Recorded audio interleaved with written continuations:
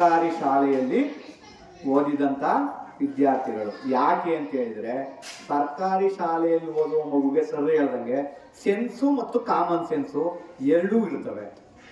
Sense ಒಂದಿದ್ರೆ achieve ಮಾಡ್ಲಿಕ್ಕೆ ಆಗಲ್ಲ, sense ಜೊತೆಗೆ ಕಾಮನ್ ಸೆನ್ಸು ಕೂಡ ಇಂಪಾರ್ಟೆಂಟ್. ಹಾಗಾಗಿ ಎರಡೂ ಬರೋದು ಸರ್ಕಾರಿ ಶಾಲೆಗಳಿಗೆ. ಯಾಕೆ ಅಂತ ಹೇಳಿದ್ರೆ, ಸರ್ಕಾರಿ ಶಾಲೆಯಲ್ಲಿ ಇಡೀ ಸಮಾಜದ ಎಲ್ಲ ವರ್ಗದ ಜನರು ಕೂಡ ಶಿಕ್ಷಣ ಪಡೆಯುವಂತ ಅವಕಾಶ ಇರೋದು ಸರ್ಕಾರಿ ಶಾಲೆ ಒಳಗಡೆ. ಯಾಕೆಂದ್ರೆ ಭಾರತ ಸಂವಿಧಾನ ಪ್ರಕಾರನೇ 14 ವರ್ಷ ತುಂಬುವವರೆಗೆ ಯಾವುದೇ ಮಗುವನ್ನ ನಾವು ಮನೆಯಲ್ಲಿ ಬಿಡ್ಲಿಕ್ಕೆ, ಪೇರೆಂಟ್ಸ್ ಒಪ್ಲಿಲ್ಲ ಅಂದ್ರೂ ನಾವಂತೂ ಮನೇಲಿ ಇರೋಕ್ಕೆ ಬಿಡಲ್ಲ. ಯಾವುದಾದ್ರೂ ರೂಪದಲ್ಲಿ ಆ ಮಗುನ ಶಾಲೆಗೆ ತರಲೇಬೇಕು. ಹಂಗಾಗಿ ಅದು ಯಾವುದೇ ವರ್ಗ ಇರಲಿ, ಯಾವುದೇ ಅಂತಸ್ತಿರಲಿ, ಎಲ್ಲ ಮಕ್ಕಳು ಶಾಲೆಗೆ ಬರ್ತಾರೆ. ಆದರೆ ಈಗ ನೀವೆಲ್ಲರೂ ಕೂಡ ಸರ್ಕಾರಿ ಶಾಲೆಯನ್ನು ಆಯ್ಕೆ ಮಾಡ್ಕೊಂಡು ನಿಮ್ಮ ಮಕ್ಕಳನ್ನ ಸೇರಿಸಿದ್ರಿ.